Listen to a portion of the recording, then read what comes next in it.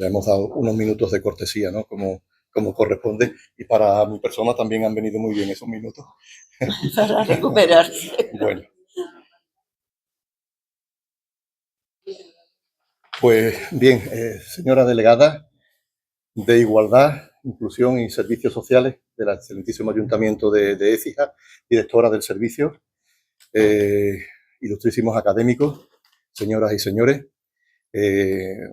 tenemos el placer de nuevo de abrir sesión en el día de hoy, ya caluroso día de hoy, con la presencia de nuevo en esta casa del doctor Cruz Giraldez, que como académico correspondiente es uno de los académicos más activos que tenemos en nómina, afortunadamente, y que le tengo que dar, y creo que en nombre de todos le tenemos que dar las gracias por la propuesta de la conferencia que hoy nos plantea. Una conferencia muy pertinente, con un tema que merece que se recuerde de una manera continua y sobre todo aprovechando aniversarios, como es la fructífera y extraordinaria generación del 98. Una generación que también marca un momento crucial en lo que es la historia, la vida de España, de este país que, como todos saben, en ese tránsito del siglo XIX al siglo XX sufre una transformación importante, sobre todo en su perspectiva geopolítica internacional.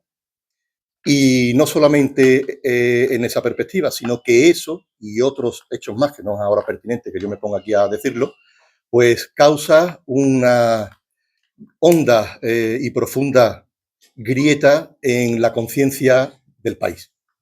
Una conciencia que se ve menoscabada, que se ve de una forma pesimista muy tocada y que, por supuesto, que es lo que nos ilustrará el doctor Cruz ahora a continuación, pues hace mella. Y digo que es pertinente no solamente por el aniversario, sino además también porque la historia se repite, ¿eh? Y eso lo sabemos ya todos. Y yo como historiador pues lo tengo todavía cada día más claro.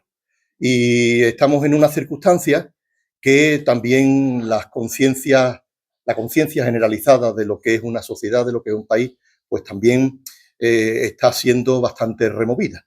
De manera que siempre es bueno poner en contexto los contenidos de las conferencias, pero siempre buscándole también las posibles similitudes o concomitancias con los aspectos que nos han tocado y las circunstancias que nos han tocado vivir.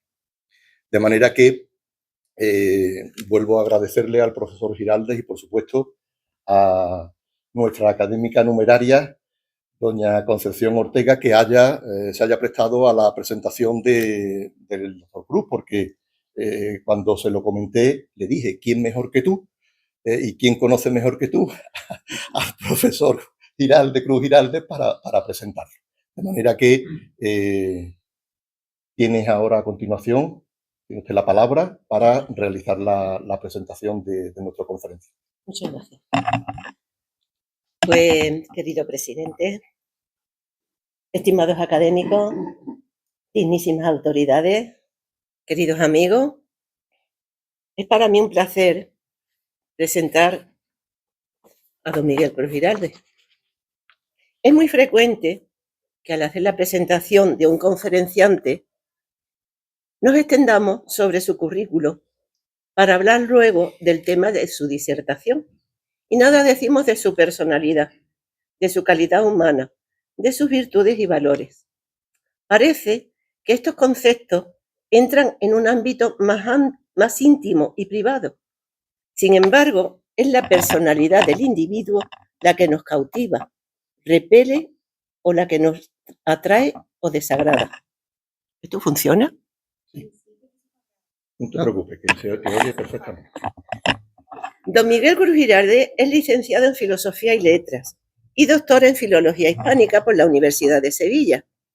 Catedrático de Lengua Castellana y Literatura del IES Fernando de Herrera de Sevilla y profesor asociado en el Departamento de Literatura Española e Hispanoamericana en la Facultad de Filología de la Universidad de Sevilla. Ha desarrollado una dilatada carrera profesional de casi medio siglo con dedicación a la enseñanza. Ha dirigido varias tesis doctorales y numerosos trabajos fin de máster y fin de grado, y continúa aún en activo, colaborando además en la formación de futuros profesores. Especialista en la literatura española contemporánea, es autor de numerosas publicaciones y ha participado en congresos y reuniones científicas de este ámbito. También ha desarrollado otras varias líneas de investigación, como la relación entre la literatura y la medicina, literatura e historia, o literatura y religiosidad popular, con una especial atención al caso de Sevilla. Investigador de muy reconocido prestigio, forma parte del grupo de investigación CEIRA de la Junta de Andalucía y ha obtenido premios muy importantes. Entre ellos voy a mencionar el premio de monografías Archivo Hispalense, el de investigación Ciudad de Sevilla, el de la Caja de Ahorro San Fernando y el concedido por la Real Academia de Buenas Letras de Sevilla de investigación sobre Andalucía y América. También ostenta el premio de biografía de la Real Academia de Medicina de Sevilla. Es académico de número de la Academia Iberoamericana de la Rábida y correspondiente de la Real Academia de Medicina y Cirugía de Sevilla, San Romualdo en San Fernando, Luis de Guevara en Écija y Letras y Arte en Portugal. Es oficial reservista honorífico del Ejército de Tierra y en calidad de tal ha desempeñado tareas culturales en el Centro de Historia y Cultura Militar Sur. Pero me van a permitir que dé unas pinceladas sobre otros aspectos, pues si algo me gustaría resaltar de nuestro conferenciante es precisamente su apasionada entrega a este mundo de las academias, al servicio de la investigación y el conocimiento, a su lealtad, caballerosidad y alta calidad humana. Pertenece a esta Real Academia de Ciencias, Bellas Artes y Buenas Letras desde el 12 de noviembre de 2012, pero yo le conocí mucho antes. Fue Reyes Fuentes, nuestra querida y reconocida poeta, quien hizo una semblanza de él breve, directa y certera. Es una de las personas más decentes y leales que conozco, me dijo. Después vendría la tesis doctoral que él dirigió sobre esta escritora a Carmen Elena Martínez Ortega, mi hija, su ingreso en nuestra academia y su disponibilidad comprometida y desinteresada, su cuenta conmigo, siempre y en todo momento, sus desplazamientos a Écija para asistir a los actos académicos, asistencia mucho más asidua de la de muchos académicos numerarios, estatus que debería ostentar con todo mérito y derecho. Es sobre todo un hombre recto, honesto, íntegro, leal, con una capacidad de trabajo extraordinaria y una voluntad sin desmayo en todas las tareas que emprende. Siempre ha dicho sí, porque no sabe decir no, y porque su generosidad le hace estar siempre dispuesto a todas las solicitudes que se le puedan hacer para cualquier misión trascendente y noble, y a ella se ha dedicado con entrega total y talante complaciente y cordial. Es un excelente colaborador, como he tenido ocasión de comprobar en mi etapa dilatada como presidenta de esta corporación. A veces, el tiempo es como una gran goma de borrar que no deja ni una huella de todos los aconteceres vividos. ¿Quién se acuerda ahora de la pandemia, del confinamiento, de ese aislamiento al que nos vimos sometidos con toda nuestra vida enjaulada, reprimida, ausente? Pero desde la academia pensamos aprovechar todo ese tiempo de confinamiento para estimular nuestra creatividad y hacer que nos sintiéramos unidos en algún proyecto. El cuaderno de la pandemia, el tiempo retenido, fue uno de esos proyectos y tuve en nuestro conferenciante un fervoroso aliado, coordinando esta publicación con eficacia y sabiduría, convirtiendo todo ese tiempo de confinamiento en una etapa creativa. Mi sentimiento hacia Miguel Cruz Giralde es de profunda gratitud por su generosa ayuda, por su impulso hacia todos los proyectos emprendidos, por su capacidad de trabajo y por su apoyo constante. A él le debo también el estímulo para publicar mi obra poética en solitario, tanto tiempo guardada, silenciada, oculta, pero que gracias a su aliento comenzó su vuelo. Pero habría que destacar otro aspecto de su personalidad: su sencillez, modestia y cercanía, su falta de petulancia y de arrogancia. A él se le podían aplicar esos versos tan aleccionadores que escribió Arzenbuch. La espiga en rico fruto se inclina a tierra, la que no tiene nada se empina tiesa. Es en su porte modesto el hombre sabio, altivo el zote. Es fundamentalmente un humanista en su sentido más elevado, el humanismo que trata de conocer al hombre, el que a lo ancho de toda la tierra trata de comprender sus problemas, sus miserias y sus anhelos, y busca fórmulas para remediarlos. Esta noche va a hablarnos de la actualidad del 98, 125 años después. La generación del 98 actuó en su momento histórico con una mente y un rigor analítico, desmontando las realidades nacionales para denunciar los males de España y proponer con gran lucidez vías para su superación. Los escritores de esta generación se centraron en analizar y reflexionar sobre la identidad española, su historia y su futuro, y propusieron una visión crítica y reflexiva sobre esa realidad. Hoy, 125 años después, vemos como la mayor parte de aquellos problemas siguen aún presentes. Las academias tienen como objetivo la investigación, el asesoramiento, el análisis, el debate, la difusión del conocimiento de temas científicos, históricos, artísticos y humanistas. Y lo hacemos con la ilusión de llevar a nuestros conciudadanos algo más de luz y el gozo de disfrutar con temas que van directamente al intelecto o a la sensibilidad. Para ello contamos con eminentes personalidades, eruditos de alto nivel, que no dudan en aceptar de forma generosa y desinteresada nuestra invitación, engrandeciendo nuestro foro con su erudición, como es el caso que nos ocupa. La academia no debe ni puede ser ajena a los acontecimientos sociales o políticos que acontecen en nuestra sociedad. Acontecimientos que en algunos casos son verdaderas convulsiones, que hacen que los individuos dejen de confiar en sus dirigentes y, en el peor de los casos, que minimicen sus comportamientos y vean en esto como algo inherente al ser humano. El cansino enfrentamiento cainita de una vida pública que no respeta a nada ni a nadie, que desconoce la pertinente autorrestricción en el ejercicio de la acción política y que desprecia abruptamente al adversario cuando no le convierte en estigmatizado enemigo, la patológica obsesión por la ventaja electoral más rácana, así como la ausencia de generosas políticas de acuerdo y la inexistencia de vertebradoras políticas de Estado, requeriría, dado el apesadumbrado ánimo de la ciudadanía, un inequívoco revulsivo de concordia. Cito este párrafo de un artículo de nuestro académico de honor y expresidente del Tribunal Constitucional, Pedro González Trevijano, de su ensayo Yo Ciudadano. Quizás, como decía Ortega, estas masas de ahora, como las de antaño, han sido instruidas en la creencia de que todo les está permitido y a nada están obligados. El estudio, el esfuerzo, el trabajo son valores en desuso. Y si hablamos de honradez, de verdad y de ética, parecen valores que han sido desterrados de nuestra sociedad para dar lugar a la mentira, la falta de respeto al adversario y la desfachatez más ineducada.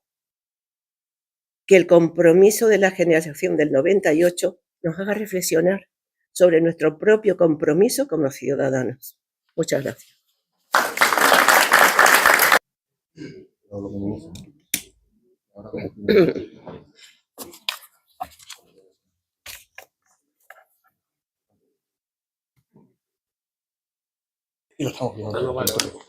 Yo digo una cosa, yo voy a poner esta silla. Sí, no, espérate, ahora te la pongo yo. Es que nos quitamos nosotros de aquí y así nos le quitamos vista. Espérate. No, Ahora. Espérate que pongo la silla allí.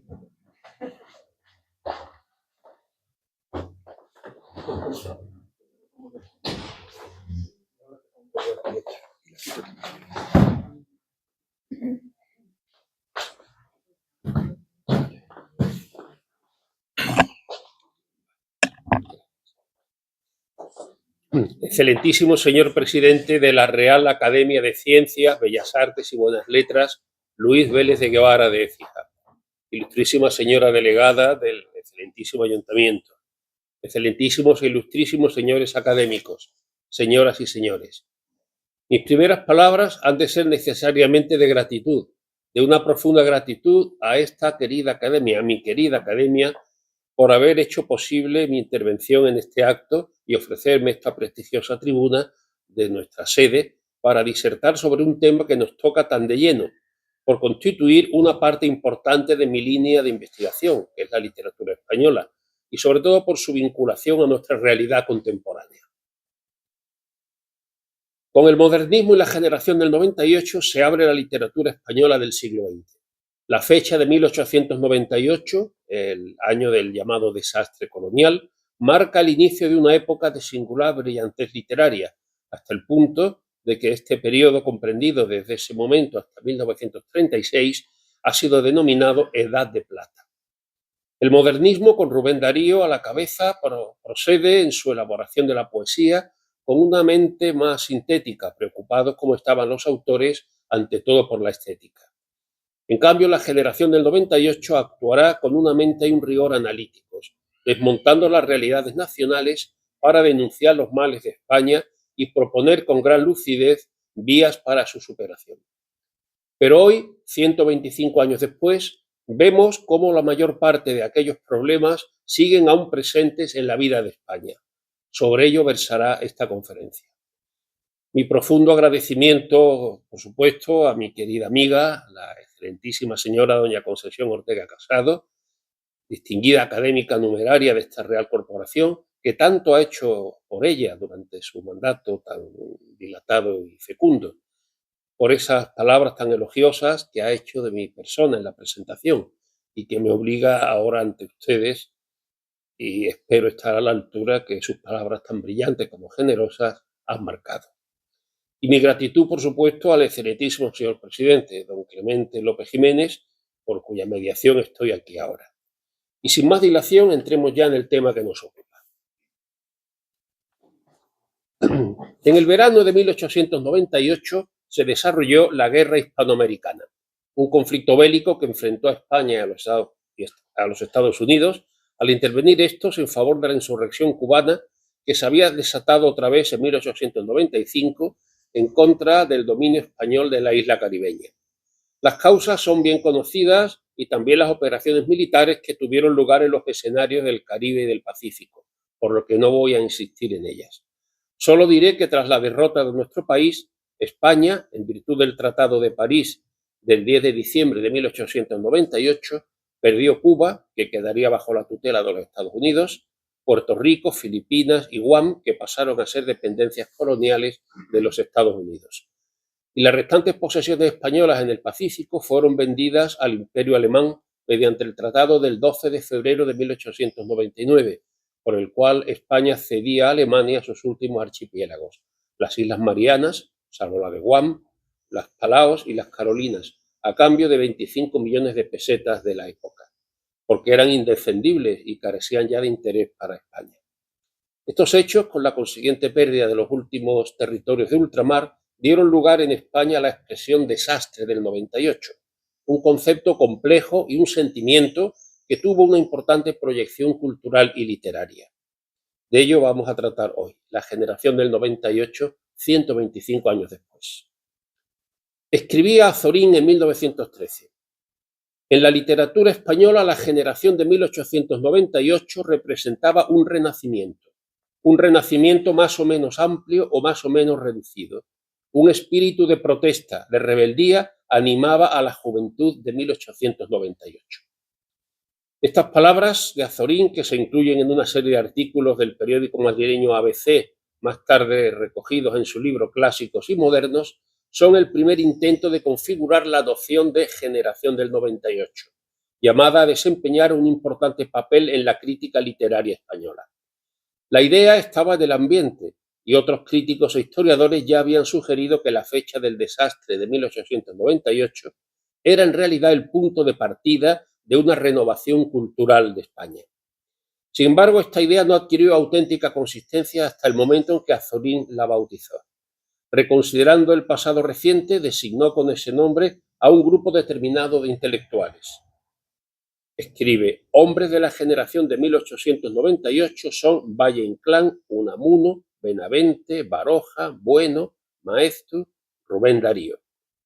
Él no se citaba. Escribía entonces, sin preocuparse mucho por ser exhaustivo o muy exacto, ya que obviaba, además de a otros autores de la misma época, a sí mismo en este conjunto. Resulta paradójico que el Azorín crítico forjara la idea de la generación del 98 para subrayar su dimensión contestataria en el momento en el que el Azorín autor, que evolucionaba entonces en medios más conservadores, se distanciaba de forma definitiva de sus rebeldías juveniles. De este modo, la noción misma llevará la impronta de esta dualidad inicial, de esta radical ambigüedad que la convierte en un instrumento, a la vez discutible pero muy cómodo, para la crítica contemporánea.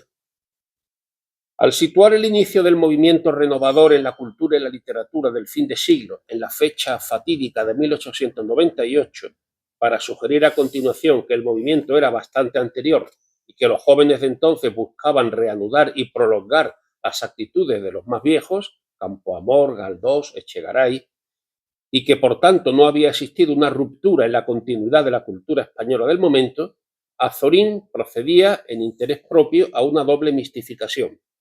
Por una parte, deformar la realidad y por la otra, falsificar la historia. Deformaba porque los escritores de los que hablaba, que había reunido bajo la etiqueta de generación del 98, jamás constituyeron el grupo homogéneo que describe y del cual de una forma u otra se desmarcaron claramente muy pronto, rechazando esa afiliación a una identidad común. Y también falsificaba, al situar en 1898 el nacimiento de una protesta cuyos orígenes, no obstante, relacionaba con la acción de autores anteriores, encubría el punto intermedio, aquellas actitudes intelectuales y sociales mucho más radicales adoptadas antes de 1898, por los que después de esa fecha iniciaron un repliegue moderado o hasta conservador, como era su caso. En resumen, esta idea de una generación del 98, en la pluma de Azorín, parece proclamar una rebelión que en realidad él ya había superado. Por eso no son pocos los críticos posteriores que han negado que exista esta generación. Ricardo Guillón hablaba de la invención del 98 y otros, tras sus pasos, han avanzado desde dicha invención y sus negativas consecuencias hasta ver en ella una errónea clasificación que dificulta la comprensión de la literatura de fin de siglo. No voy a entrar en esta polémica, yo solo pretendo recordar lo tantas veces oído pero pocas escuchados, que estamos ante una promoción amplia de escritores que inauguran el siglo XX y la modernidad en la literatura española. Y como suele ser habitual, las fechas emblemáticas, por una razón u otra, se toman como hitos separadores en la historia literaria. Y no cabe duda de que esa costumbre puede ayudarnos a iniciar la reflexión acerca de lo que sucedió a finales del siglo XIX, lo que se ha denominado de un modo muy genérico la crisis finisecular. El periodo que lleva a las postrimerías de ese siglo y a los inicios del XX fue el terreno ideal para la crisis de la conciencia burguesa, la clase social triunfadora durante la centuria precedente. El crecimiento industrial que había enriquecido a la burguesía y le había dado el poder que antaño tenía la nobleza, también condujo a que las clases obreras se organizaran y se enfrentaran a las clases dominantes de forma masiva. Eran los momentos en que los socialismos en general y el marxismo en particular empezaban a extenderse como fuerza, como filosofía de corte social. El pensamiento, además de en lo político, creció también en el resto de sus parcelas. Fue el momento de las corrientes irracionalistas y vitalistas, como Schopenhauer o Kierkegaard, pero sobre todo fue el momento en que el irracionalismo de Nietzsche tuvo más auge. Junto a ello asistimos al desarrollo de la psicología como una nueva disciplina que se encarga del estudio de la psique humana. y en ello destaca sin duda alguna Freud con su teoría revolucionaria del psicoanálisis. El existencialismo de Heidegger por fin tuvo su mayor eco en la obra literaria de autores como Sartre o Camus. Son momentos en que la filosofía, como el ser humano, entra en ebullición y en la literatura apuntaban nuevos aires renovadores, tanto en la narrativa como en la poesía, el teatro y el ensayo. Los finales del siglo XIX en España no fueron fáciles, como tampoco lo fueron los principios del XX. España era aún un país eminentemente rural y atrasado, lo cual conducía sin otra solución al éxodo desde el campo a la ciudad, en muchos casos en busca de un futuro incierto, la quimera urbana, y en otros a la emigración fuera de nuestra frontera, sobre todo América, ¿no? En Galicia, en Asturias, la emigración fue muy abundante. Tampoco la industria ofrecía un panorama alentador. La enquistada dependencia internacional ya era manifiesta en la época y repuntaba las primeras muestras de retraso tecnológico y financiero. Para colmo de males, se iniciaba una disociación que todavía hoy perdura, la lejanía entre el poder político y los núcleos industriales más desarrollados. Por lo que respecta a lo político, lo más característico era una oligarquía que fomentó y mantuvo el caciquismo. Y además una enorme distancia mediaba entre el pueblo y su clase dirigente. Los obreros se organizaban de modo todavía demasiado caótico y los salarios seguían siendo bajos, las condiciones precarias y la inflación altísima. En todo este contexto problemático acaeció una gran tragedia nacional. En 1898 España perdía sus últimos territorios de ultramar, lo cual supuso un descalabro para la autoestima del país. Con este grave complejo, nuestro orgullo patrio navegó a la deriva en lo que a imagen propia se refiere. Ese ambiente político y social influyó, por supuesto, en las artes en general y en la literatura en particular.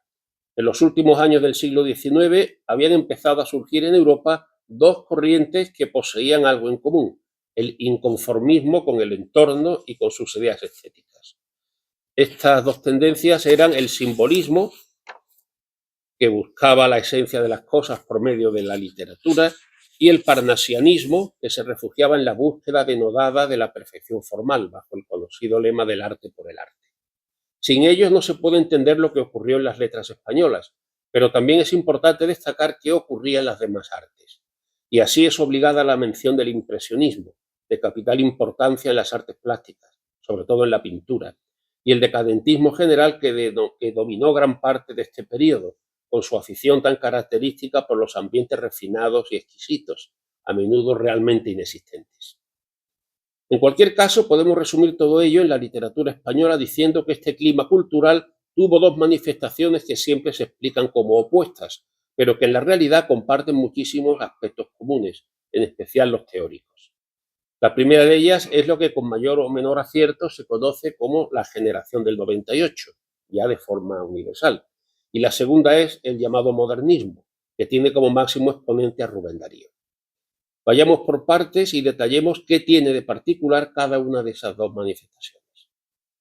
Ya hemos dicho que fue Azorín el primero que utilizó la denominación de generación del 98 para referirse a un grupo de escritores relacionados entre sí en lo personal y lo creativo, y que tenían en común además un mismo espíritu de protesta, un profundo amor por el arte y una preocupación por el futuro de España. Mucho se ha escrito acerca de si debemos considerar a estos escritores una generación literaria o no.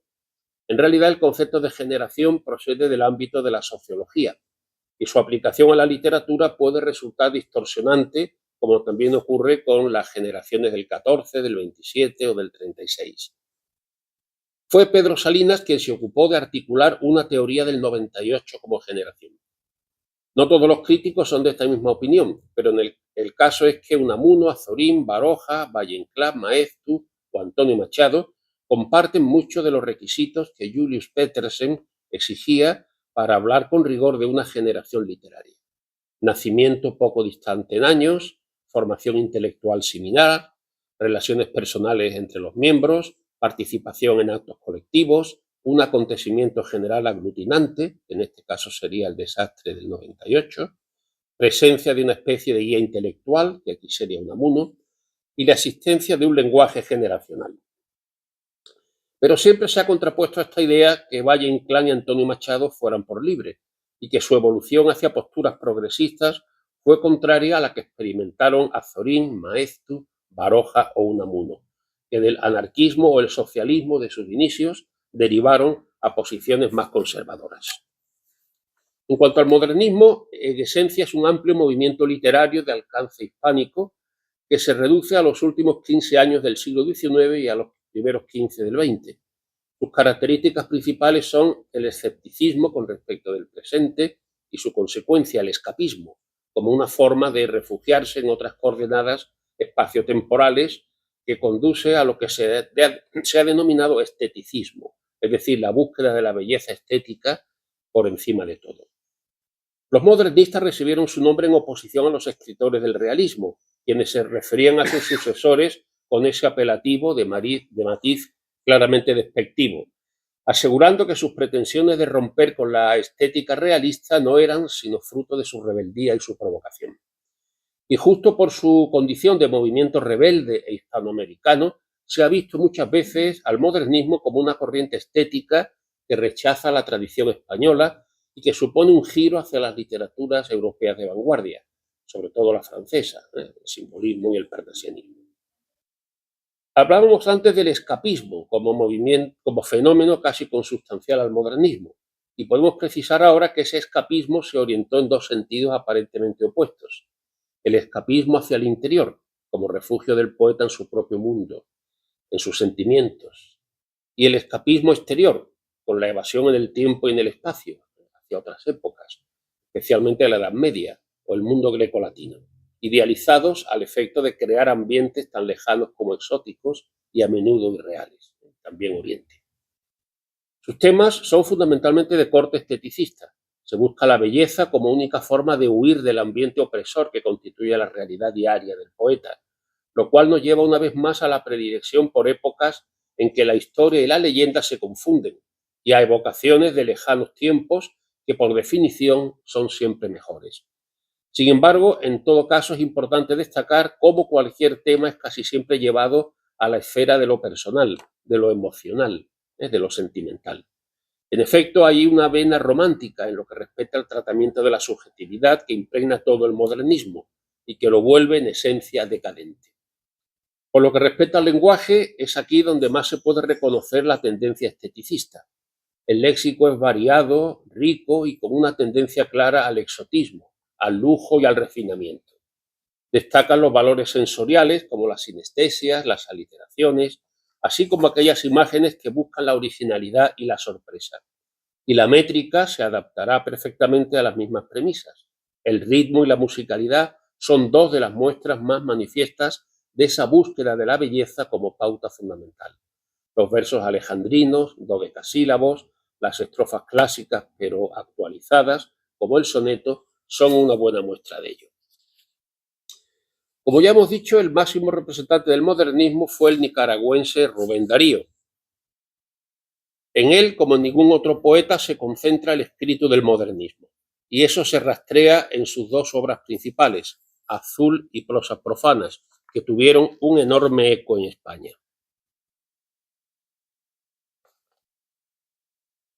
En cualquier caso, no hay que reducir nuestra poesía modernista solo a la obra de Darío, aunque fuera el iniciador del movimiento en nuestro país.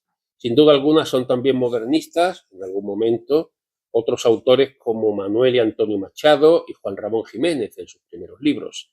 Manuel Machado fue el modernista más puro, mientras que su hermano Antonio evolucionó desde lo puramente modernista a posiciones que a veces eran más propias de la generación del 98. Y desde ahí hacia una lírica reflexiva, cuando ya se situaba en posturas, diríamos, de izquierdas. Y en el caso de Juan Ramón Jiménez todavía esto es más claro.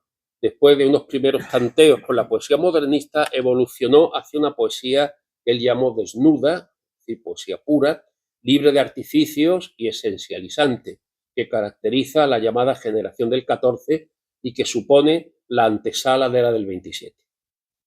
Como vemos, es muy difícil deslindar modernismo y generación del 98. Los autores a veces son los mismos y se mueven en direcciones distintas, que son en realidad complementarias. Por eso una tendencia de la crítica actual es negar la existencia de estos dos movimientos como unas entidades separadas y opuestas. Juan Ramón Jiménez, en 1953 ya, y Ricardo Bullón abogaron por considerar al modernismo como una época en la que caben distintas tendencias, pero dentro de un mismo clima. Así el esteticismo modernista y el 98ismo serían corrientes de este mismo caudal.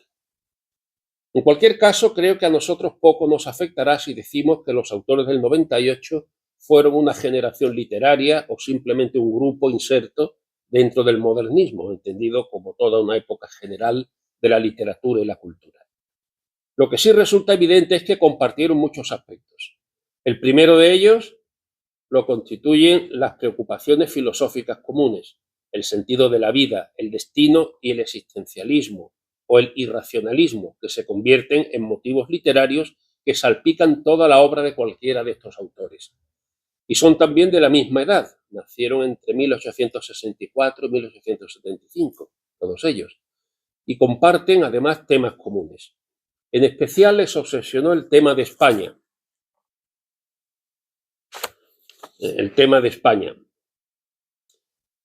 Entendido como una preocupación por el ser y el destino nacional, condicionado además por el pesimismo que trajo consigo, como decíamos antes, el final del siglo. Ese tema de España se materializó pronto en un ansia de europeizar España.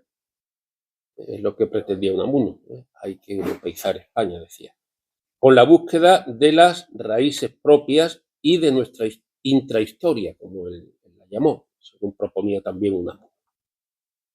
El tradicional atraso de España fue también motivo recurrente de crítica para Unamuno en sus novelas, pero también para Baroja o Valle-Inclán, especialmente este último autor, después de los primeros momentos de seducción por el modernismo esteticista, con sus sonatas, se dedicó a una literatura expresionista y crítica, el esperpento, en la que denuncia la precariedad de nuestro país, tanto en sus novelas, las del ruedo ibérico, como en las obras teatrales Luces de Bohemia o las tres que integran la trilogía Martes de Carnaval.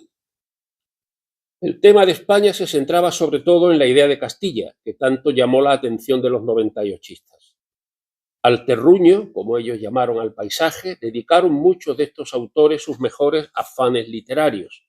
A pesar de que Unamuno, Baroja y Maeztu eran vascos, de que Azorín nació en Monóvar, Alicante, y Antonio Machado en Sevilla, los cinco van a confluir de pleno en el amor a Castilla y son partidarios de preservar la continuidad nacional, pues entienden que el separatismo es una fuente de desigualdad, de discordia y de inestabilidad. Se ha dicho que este planteamiento es autoritario y regresivo, pero se olvida que la generación del 98 no busca un principio unificador en reyes, papas, césares, sino en el pueblo trabajador, en las gentes más sencillas, es decir, en la intrahistoria, tal como la entendía Unamuno, el pueblo, la realidad de lo más popular, en las vidas anónimas que pasan desapercibidas. Escribía Azorín: lo que no se historiaba, ni novelaba, ni se cantaba en la poesía es lo que la generación del 98 quiere historiar, novelar y cantar. Y Unamuno concibe la intrahistoria como la vida de los millones de hombres sin historia. Ganivet define a las clases proletarias como el archivo y el depósito de los sentimientos inexplicables, profundos de un país.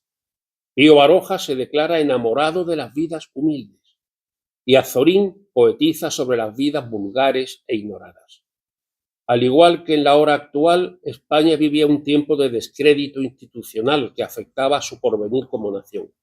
Pero la generación del 98, lejos del elitismo de Ortega y otros novecentistas, cree que la regeneración solo puede brotar del pueblo llano. En él se halla la verdadera España. Dicho de otro modo, hay que buscar abajo, en la masa, no en la cabeza. Rascando un poco en la agrietada superficie social, escribe Maeztu, se encuentra siempre al pueblo sano y fuerte, fecundo y vigoroso. Y en todas las novelas de la época, por encima de todo, subyace una preeminencia especial del paisaje español, que en absoluto es un mero escenario. Y lo mismo ocurre en los libros de viaje, los ensayos y los poemas, como por ejemplo en Campos de Castilla de Antonio Machado. La reivindicación de los más humildes corre paralela a la exaltación del paisaje. Algunos críticos han descrito a los 98istas como una generación de excursionistas. Fueron grandes viajeros por España, desde luego, y escribieron sobre sus viajes. Decía Zorín que la base del patriotismo es la geografía. No amaremos a nuestro país, no le amaremos bien si no lo conocemos.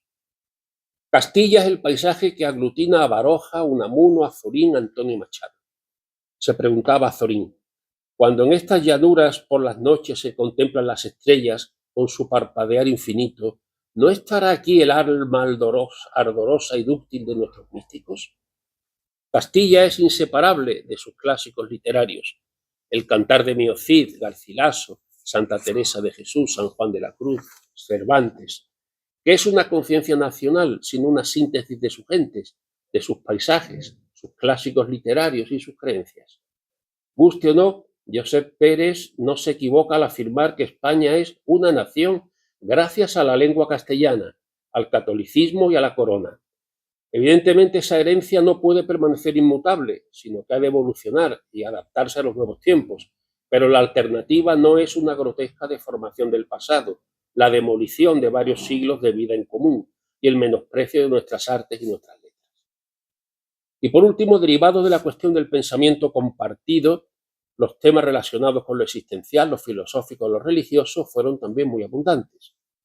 Afirma Unamuno que España era la reserva espiritual de Europa y que aquí teníamos fe para exportar a los restantes países europeos, donde la laicidad empezaba a extenderse, para pasmo de algunos 98istas. Pero no todos tenían unos principios religiosos tan sólidos. Algunos, como Baroja, lucharon contra sí mismos para salir del vago deísmo del que eran prisioneros. Y abrazaron en ese intento las líneas del pensamiento que antes citábamos y se convirtieron en precursores del existencialismo en España. Así, por ejemplo, se manifiesta en El árbol de la ciencia, de Baroja, donde se rastrea la influencia de Schopenhauer y su obsesión por la muerte, por el sentido de la existencia. Y de hecho el propio Unamuno retrató en su San Manuel Bueno Mártir a un protagonista caracterizado por fuera por su profunda fe cristiana y por dentro por sus continuas dudas y zozobras religiosas y existenciales. Esta cuestión es sin duda la menos actual del 98, porque hoy la secularización de la vida es ya general también en España.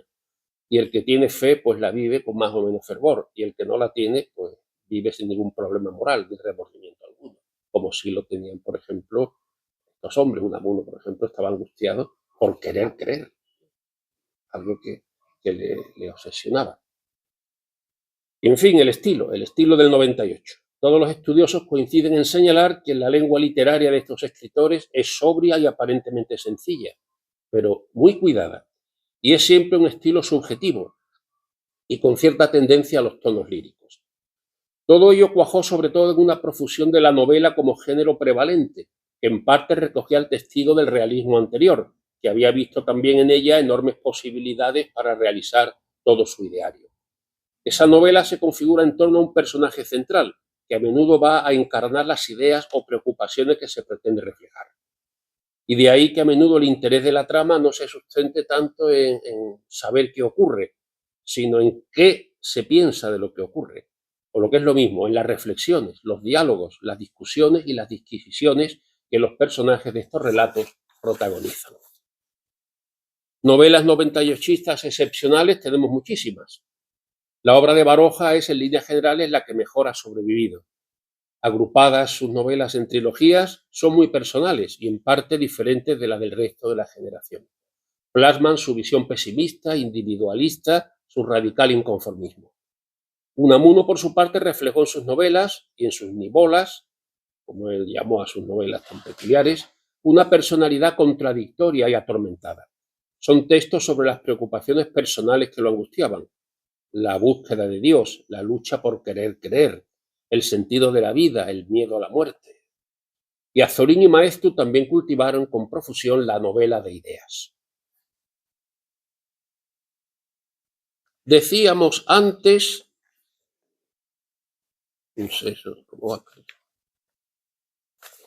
decíamos antes que siempre se suele situar a Antonio Machado y a Valle Inclán, está bien, un tanto al margen de los restantes. Del segundo, de Valle, debemos destacar su predilección por el teatro, del que constituye uno de nuestros grandes renovadores, con la creación del esperpento, una deformación grotesca de la realidad y de los subgéneros dramáticos, al servicio de la sátira. Tras su primera época como autor modernista, Valle siguió unas posturas cada vez más críticas y comprometidas con la sociedad que le rodeaba. Al principio, este compromiso lo acercó a la generación de 98, con la que compartía en esencia la preocupación por España, y después su radicalización hacia lo progresista coincidió con la deriva hacia posturas conservadoras que defendían los demás, lo cual supuso un motivo de mayor distancia. Y algo parecido le ocurrió a Antonio Machado, el mayor poeta de la generación, al menos en su época de máximo esplendor y creatividad. Ningún otro como él supo aunar el afán poético con los presupuestos estéticos y filosóficos de la generación, de lo cual nos dan cumplida cuenta sus excepcionales libros. ¿Qué queda de la generación del 98? ¿Tienen sentido hoy sus angustias, sus inquietudes? ¿Qué vigencia tiene 125 años después? Donald Shaw o Grangel se han ocupado de establecer el rango y la importancia de la llamada generación del 98 como un grupo ideológico y literario con una visión global. Todas las preocupaciones de Ganivet, de Maeztu, de Azorín siguen siendo muy actuales en un momento crítico en que se discute hoy la misma idea de España.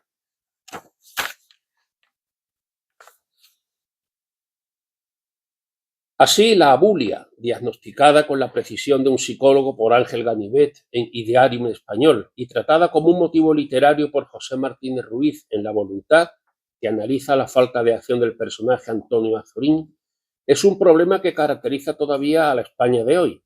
La lentitud en los trámites más sencillos, que ya denunciara Larra, aumentada a raíz de la pandemia del COVID-19, que ha hecho casi imposible conectar con la administración, cada vez más alejada de los ciudadanos, cada vez más inaccesible, con la generalización de las citas previas, que en lugar de ser una ayuda para el ciudadano, postergan los trámites más necesarios de una manera desesperante, lo que hace que estos autores que criticaban ese distanciamiento del poder, de la administración, en relación a los administrados ya en su época, pues siga siendo, por desgracia, algo plenamente actual. Ganivet pretende superar ese defecto español mediante la interiorización de las energías, evitando la dispersión, concentrando dentro del territorio toda la vitalidad nacional. Unamuno expresó esta preocupación en su obra fundamental a este respecto, En torno al casticismo, y en una serie de cartas que intercambió con el propio Ganivet. Ambos se conocieron en 1891 en Madrid, en la oposición a una cátedra de griego. Unamuno se asienta en Salamanca y Ganivet acabaría suicidándose en 1898 en Riga, lejos de su patria. En dicha correspondencia abordaron el tema de España y de la idiosincrasia de los españoles. Ambos pertenecen en este sentido a la generación del 98 y pueden ser considerados como los dos maestros del ensayo 98ista. También toman distancia de los regeneracionistas en tanto que no intentan dar salida a la crisis española, sino que interpretan tan desastroso panorama desde una perspectiva simbólico-filosófica. En el itinerario intelectual de Unamuno encontramos dos temas que siempre se imponen: su obsesión religiosa y su preocupación por España. El tema de lo español se encuentra entretejido inexorablemente con su propia biografía. Tenemos, pues, tres conceptos fundamentales: lo histórico, lo intrahistórico y lo eterno. Con el concepto de lo histórico, Unamuno se refiere a la unidad consciente de la patria constituida por los acontecimientos que a lo largo de su evolución le han dado caracteres individuantes y excluyentes respecto a los demás países, entre los que destacan para él el sentido religioso, el catolicismo interpretado dogmáticamente. Ahora bien, el concepto de lo histórico no constituye el monopolio de nuestra vida nacional. Por debajo de la historia corre el agua subterránea y vivificante de la intrahistoria, encerrada en el pueblo espontáneo y libre. Sobre el modo de sacar a la superficie ese fondo inconsciente del pueblo para que dé nueva vida y savia renovada a la sociedad española, Unamuno se muestra vacilante. Unas veces habla de la europeización de España y otras de la españolización de Europa. Pero por uno u otro medio debemos tratar de europeizarnos. Bueno, eso sí se ha conseguido, pero sin abandonar nuestras más profundas características, para dar salida a la vida inconsciente del pueblo, a las corrientes profundas de la intrahistoria, donde reside el poder creador y espontáneo que remueve e impulsa la vida de los países. Esta distinción entre la España histórica y la intrahistórica es clave en Unamuno. Él se decide por esta última, por la intrahistórica, a la que considera en parentesco con la España eterna. Lo intrahistórico y lo eterno están unidos para él de tal forma que a veces resulta difícil discernirlos. Sin embargo, con el paso del tiempo, la España eterna se va convirtiendo en un mito en el que se expresa la necesidad urgente de ir trascendiendo tanto la historia como la intrahistoria, pues representa el conjunto de las aspiraciones de España que debe conducirnos a su última realización, el ideal arquetípico de la nación que nos aproxima a la divinidad. Es en nuestros días una afirmación indiscutible que Ramiro de Maeztu es el miembro de la generación del 98 más influido por Nietzsche. Se le llamó en su época el Nietzsche español. Maeztu escribió su primer libro, Hacia otra España, con un tono marcadamente nietzscheano, muy crítico con la España tradicional. Los estudiosos han distinguido tres grandes etapas en su evolución ideológica, cuya divisoria habría que trazar en la Primera Guerra Mundial. Antes de ella, Maeztu es un escritor rebelde, todo un revolucionario socialista. Después se convierte en un pensador católico y conservador, que desarrolla un pensamiento afín a la tradición secular del pensamiento español, donde el concepto de hispanidad será el eje de su concepción. Si en la primera prima la voluntad de poder, en la segunda serán los valores ideológicos trascendentes los que tomarán la primacía para pasar a una tercera en que la religión y el sentido espiritual del amor se convierten en protagonistas. El socialismo de su juventud no desaparecerá repentinamente. Hacia 1910 escribe a Ortega y Gasset, íntimo amigo suyo, y le explica que todos sus textos escritos son estrictamente socialistas. Sin embargo, en Inglaterra, como corresponsal, ese socialismo evoluciona hacia otro vértice. Escribe una serie de artículos con los que inicia una tendencia corporativista que va a caracterizar desde ese momento el pensamiento de Maeztu. Comienza el libro con una crítica de los principios de autoridad y libertad para defender el de función, que él considera la categoría básica del ser humano en sociedad. El ser humano se caracteriza por su función en sociedad, entendiendo por esta un servicio que presta a los demás y en el que debe sacrificar su personalidad a valores generales objetivos, destacando el poder, la verdad, la justicia y el amor. Así hay un giro en lo que concierne a la doctrina de la personalidad, que Maeztu consideró centro del mundo, convirtiéndola en simple instrumento para la realización de los valores objetivos y auténticos de la vida humana. Su consecuencia es una nueva valoración positiva de lo religioso, del sentido del sacrificio personal en aras de un ideal, que Maeztu identifica con el valor del espíritu. El poder más eminente, que es raíz de todos los demás, proviene del dinamismo que adquiere la vida cuando se vive como entrega a los más altos ideales. Ahora bien, el espíritu puede traicionarse, replegándose sobre sí mismo, con lo que queda a merced de los instintos y otras fuerzas inferiores, actuando entonces mecánicamente. La dialéctica espiritual está en asumir y trascender esas fuerzas inferiores con vistas a la realización del ideal. Su noción de espíritu inspirará el contenido de su libro Defensa de la Hispanidad. La idea de Maeztu es que el espíritu de un pueblo no ha de entenderse como una sustancia espiritual separada del hombre, al modo hegeliano, sino más bien como una misma cosa, que el espíritu humano, que vive en muchos hombres, que pasa de uno a otro, del que algunos individuos se adueñan mientras otros lo abandonan, y que por ello está por encima de los individuos, y que hay que entender en este sentido, pues. Es en esta noción de espíritu donde hay que situar su doctrina de la hispanidad, como un espíritu según el cual hubo un tiempo en que los españoles, cito textualmente, servían ideales superiores que implicaban la fe en la primacía del espíritu, y otro en que dejaron de seguirlos y se contentaron con fines inferiores. Aquí la cita. El periodo de mayor esplendor de este espíritu, de la hispanidad, que hizo grande a España para Unamuno, fue el siglo XVI, pero Maeztu no cree que su vigencia haya pasado. El sentido que el catolicismo puede dar a la vida humana y a la sociedad es inseparable para él de esa defensa de la hispanidad, donde se conjugan en difícil y compleja armonía los elementos autoritarios e igualitarios del pensamiento de Maeztu. Su propuesta es la de volver a la tradición católica y a un gobierno fuerte que llevó a una desconocida etapa de grandeza imperial y que se fue perdiendo paulatinamente desde el siglo XVIII por la adhesión de España a unos principios disgregadores: la Ilustración, el enciclopedismo, la Revolución Francesa o el liberalismo.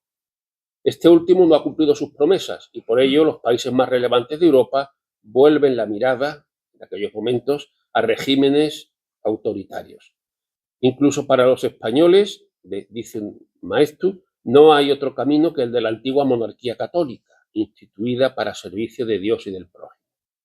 Catolicismo e hispanidad se identifican pues plenamente, ya que el sentido universalista de nuestros pueblos solo puede realizarse por la fe. En esta línea propone Maeztu un lema para los caballeros de la hispanidad, como él lo llama: servicio, jerarquía y hermandad, como antagónicos a los principios del liberalismo progresista: libertad, igualdad y fraternidad. La ideología de Maeztu se tiñe así de un carácter aristocrático y autoritario muy cercano al superhombre de Nietzsche, encarnación de esa voluntad de poder que no lo abandonará ya ni siquiera en sus últimos años.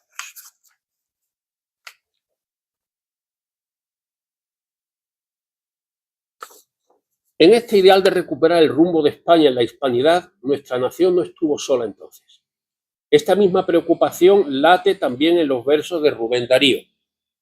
Fue en poemas como la Letanía de Nuestro Señor Don Quijote o la Oda a Roosevelt, entre otros, donde canta Darío y exalta los ideales hispánicos. Rubén, de sangre mestiza, reconoció con admiración la enorme labor de la Iglesia Católica en la América española, frente a los intelectuales de Hispanoamérica, pero también de España, defensores de la más reaccionaria leyenda negra. Estos parecen defender que a los indígenas les hubiera ido mejor con sus cultos idolátricos, sangrientos y canibalescos, sin haberlos redimido la verdad del Evangelio. ¿Pedir hoy perdón por nuestra gran obra civilizadora? ¿Perdón de qué? Entiendo que de nada. La preocupación por España, por su unidad, por el papel de España en la hispanidad, no son pues algo del pasado, sino unos problemas muy actuales, que también abordaron con distintos matices Baroja y Antonio Machado. Para ellos, el elemento esencial previo es el de la supervivencia de España como nación, al menos tal como la conocemos hoy. Y esto es plenamente actual. Sabemos los problemas que la acosan. Un estado de las autonomías que ha contribuido a debilitar el espíritu nacional, dos de ellas con un fuerte poder secesionista en su seno y una vocación expansionista que han sido gradualmente crecientes desde los inicios de la transición política, con el apoyo más o menos directo de los partidos nacionales. Autonomías con fuerza del mismo tenor en su seno, aunque mucho menos potentes, el caso de Galicia y Valencia. Y como consecuencia un sentimiento español cada vez más debilitado por el reforzamiento de los elementos identitarios regionales y la debilidad de los de cohesión entre las regiones: historia y lengua común, bandera, sentido de pertenencia, etc. Y finalmente unos órganos institucionales creados, entre otras cosas, para la salvaguarda de la unidad de España, maniatados o imposibilitados para cumplir su función por el bloqueo de los partidos.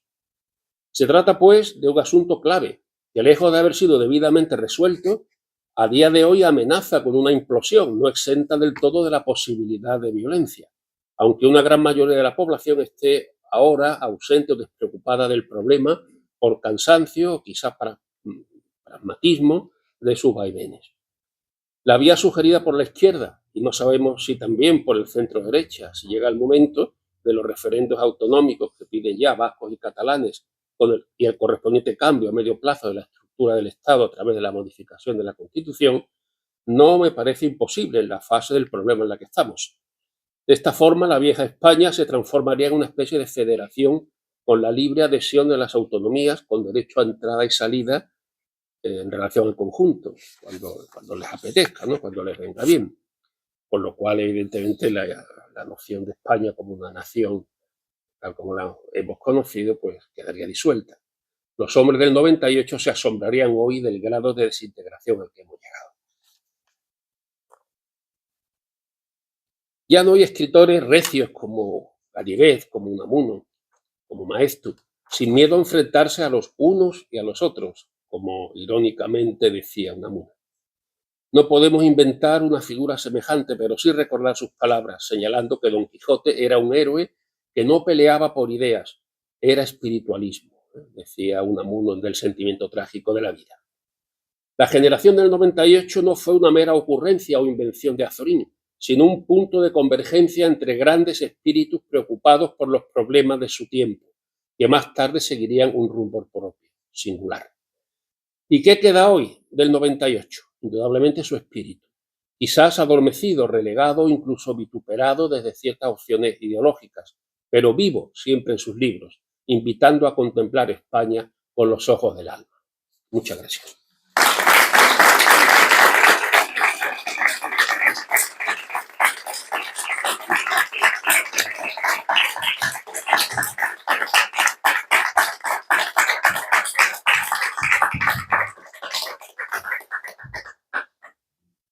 Podríamos seguir aplaudiéndole a Miguel, ¿no? Por su extraordinaria conferencia, sobre todo por ese ejercicio que siempre hace como buen docente de transponer una circunstancia de una época pasada a una época presente, que además, como desde el principio hemos comentado aquí, tienen unas concomitancias evidentemente bastante claras.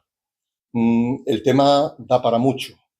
Es verdad que, como ha mencionado Miguel a lo largo de la conferencia, pues hay discrepancias en cuanto a los planteamientos que sobre la generación del 98 y sus diferentes ensayos e interpretaciones, pues ponen en evidencia el grado de creatividad y de cualidad de la literatura forjada durante esta etapa.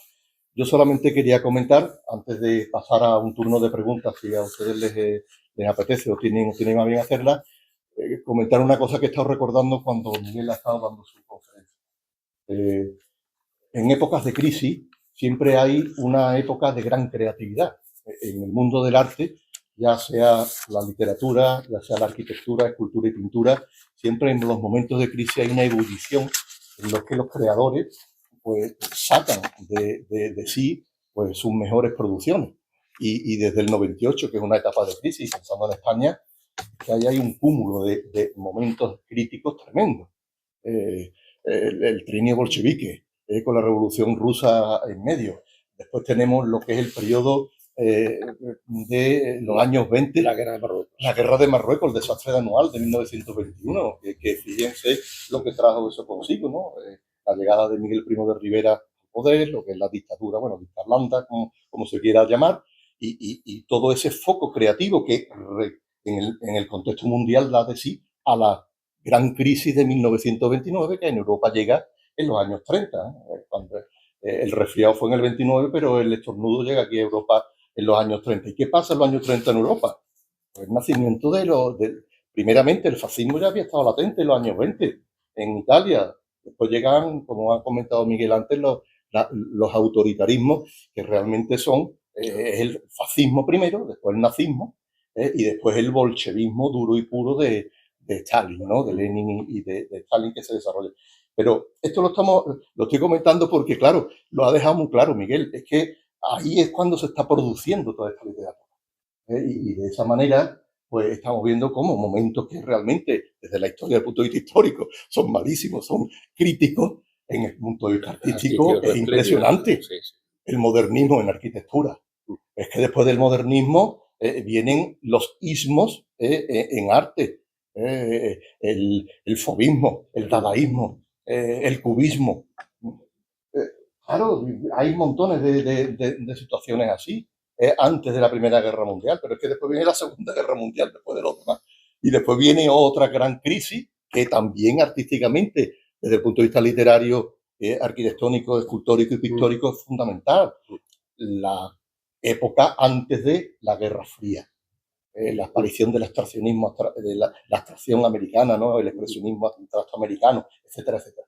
Es decir, aquí yo lo que creo que se sacan consecuencias, que es que la literatura y la historia van, por supuesto, de la mano y que hay momentos en los que los grandes creadores, influenciados por supuesto por otras disciplinas, como la filosofía que muy bien ha sacado a la luz Miguel, pues hacen que el panorama desde el punto de vista artístico y teórico pues sea muy enriquecedor. De manera que, Miguel, muchísimas gracias, porque la verdad es que era muy pertinente y nos ha Sobre todo puesto... que veo que es muy actual todo Claro, el cúmulo de claro, problemas claro. que plantea, que siguen siendo los de hoy. Totalmente, Los de hoy. totalmente. Bueno, pues si seguimos aquí con lo de las épocas que antes de la guerra mundial, Claro. ¿no? Y bueno, y de la primera, con los nacionalismos separatistas, ¿no? De los Balcanes, etcétera, etcétera. Eso es tremendo. Y los paralelismos, si profundizamos un poquito, son muy evidentes. La única diferencia, afortunadamente, que estamos viviendo en un periodo de democracia, con una cierta estabilidad, que eso hace también que la sociedad pues se vaya dirigiendo por otros caminos. Y al menos así estamos un poquito más tranquilos. Como me decía uno, dice, por lo menos tenemos las barriguitas llenas y así no hay tanto problema, ¿no? Que es lo que quizás para también diríamos, la esperanza de lo que se ha dicho muchas veces, ¿no? Que la historia se repite dos veces, una en clave de tragedia y otra en clave de farsa. Sí, sí. Pues la tragedia ya se vivió. Esperemos que esto quede así.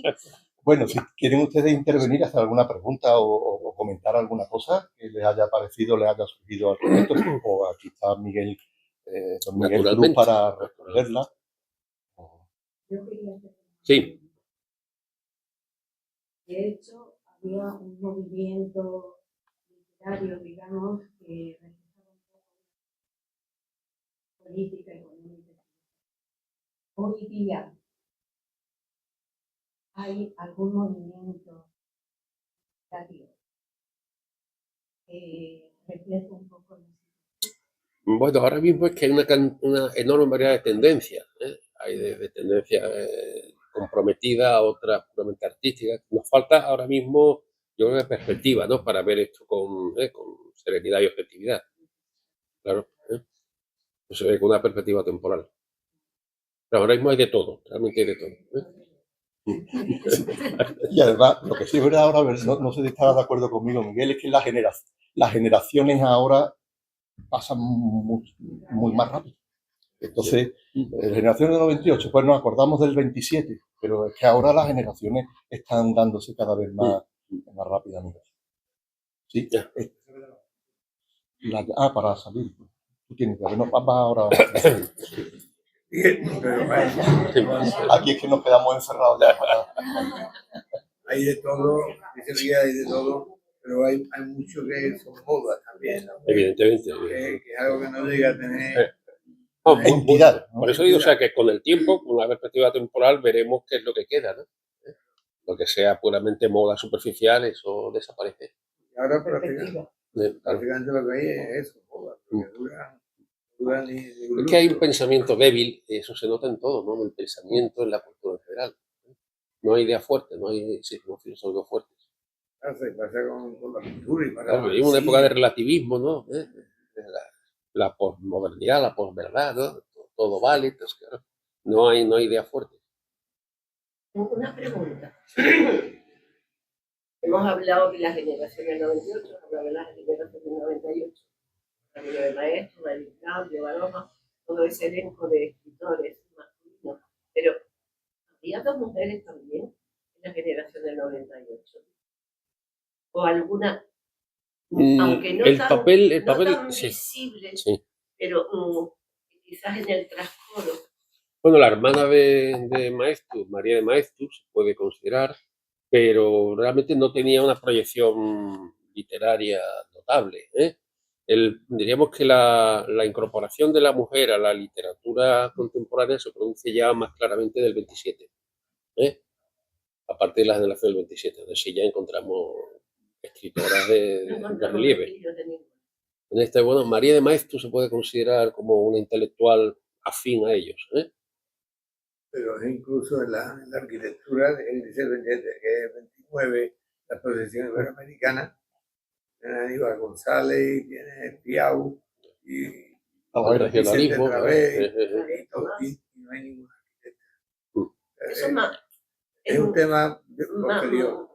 Más normal, porque las escuelas de arquitectura son, no sé, santuarios masculinos. No, En pero en mi curso había una chica que era de Huelva. Que Que era de Huelva. Una. Y ahora va a la escuela de arquitectura, ahora va a la escuela de arquitectura y ahí el 70% son chicas. Mi suegra, Ha cambiado, ha que cambiado. nació en 1907 o 8, era licenciada en matemáticas. O sea que fue una de las primeras mujeres que eso estudió era así, en la era Universidad de excepcional. Sí. Barcelona. Había mujeres también, pero Sí. pocas. Digo, Tenían menos reflejos. Paco, Quería digo. preguntar a Paco. No se oye, Paco. No se oye, Paco, un poquito mal.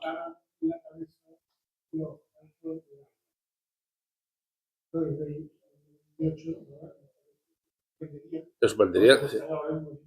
Efectivamente, sí. Seguramente.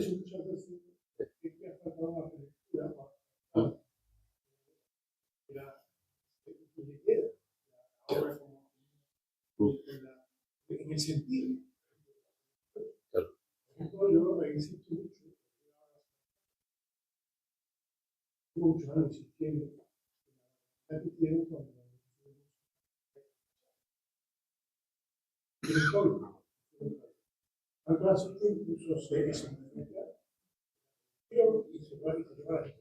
Es que es un poema contra la religiosidad popular. A ver.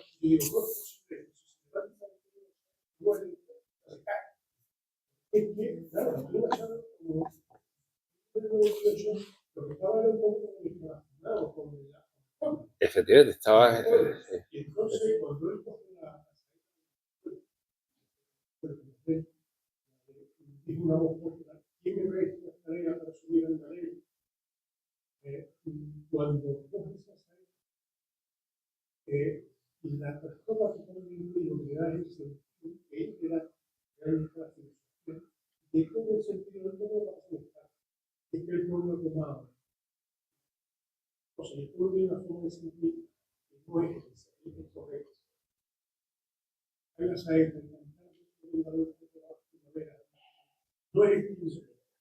Yo quiero cantar mi pueblo hacia Jesús. Lo que anduvo en la mar.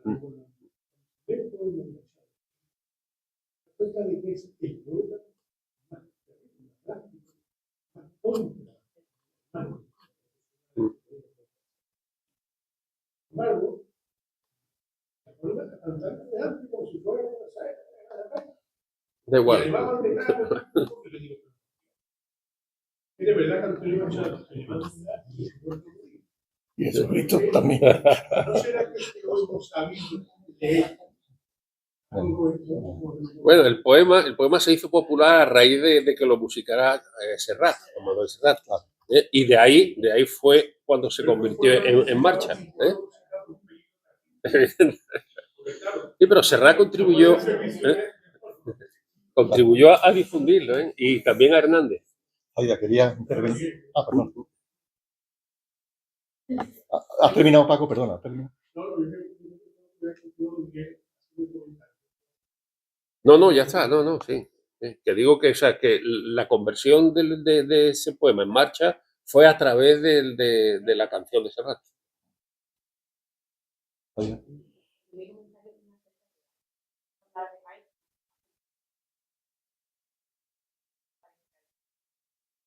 Cuando yo estudiaba, se hablaba del grupo de orquesta. No, es el núcleo germinal de la generación. Sin embargo, ya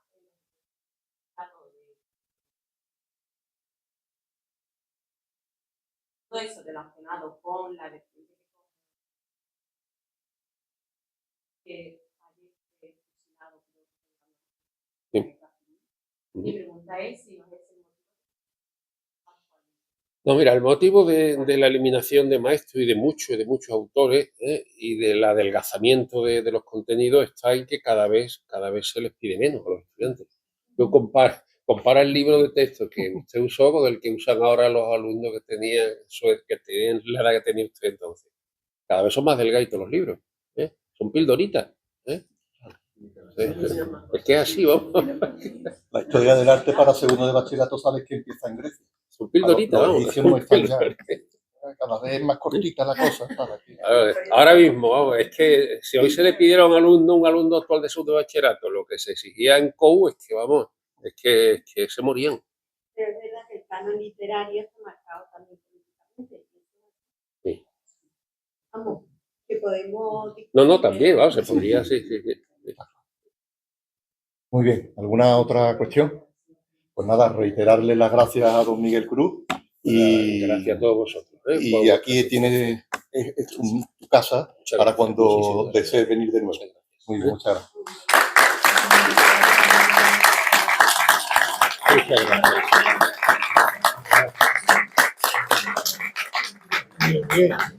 ¿Algo, Fernando? Vamos a ver. Está bien, está Sí, perfectamente.